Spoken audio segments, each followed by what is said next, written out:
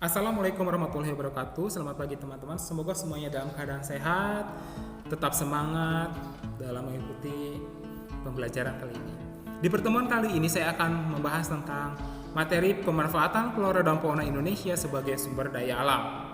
Yang pertama, sumber pangan. Flora dan fauna Indonesia adalah sumber pangan paling utama bagi manusia, seperti golongan flora yaitu beras, singkong, gandum, buah-buahan, dan sebagainya. Serta golongan fauna termasuk hewan ternak dan hasil produk turunannya merupakan kebutuhan utama untuk manusia sebagai sumber pangan sehari-hari. Sumber pangan yang berasal dari flora dan fauna tidak akan habis jika terus dikembangbiakan. Peternakan.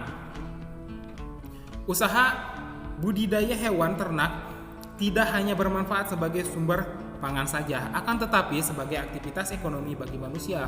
Hewan ternak dijual sedangkan hasilnya digunakan untuk kebutuhan yang lainnya.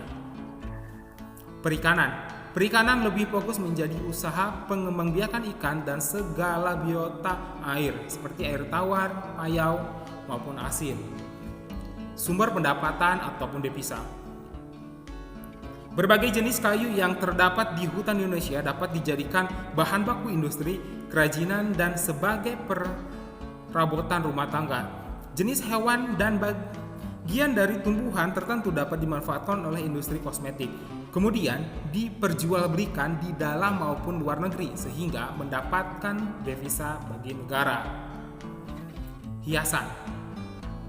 Salah satu alasan bagi manusia membutuhkan kebutuhan tersiernya guna memenuhi kesenangan hati karena adanya keindahan yang dapat dilihatnya. Flora dan fauna juga bisa dimanfaatkan manusia untuk kepuasan dan kesenangan ini. Salah satunya dengan menjadikan sebagai hiasan. Tidak hanya jenis flora dan fauna yang masih hidup dapat digunakan sebagai hiasan, akan tetapi bagian-bagian dari tubuh hewan dapat digunakan sebagai hiasan. Misalnya gading gajah, kepala rusa, kulit harimau ataupun buaya, dan sebagainya. Tradisi atau budaya. Di Indonesia, banyak flora dan fauna digunakan untuk salah satu bentuk budaya suatu wilayah.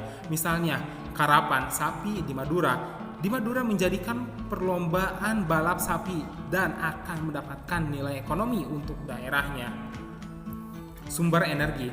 Manusia memanfaatkan flora dan fauna sebagai energi, misalkan kerbau dan sapi digunakan untuk membajak sawah, kayu kering digunakan sebagai penghasil api untuk memasak atau keperluan lainnya, kotoran kuda, sapi, dan ternak lainnya digunakan sebagai bahan bakar alternatif.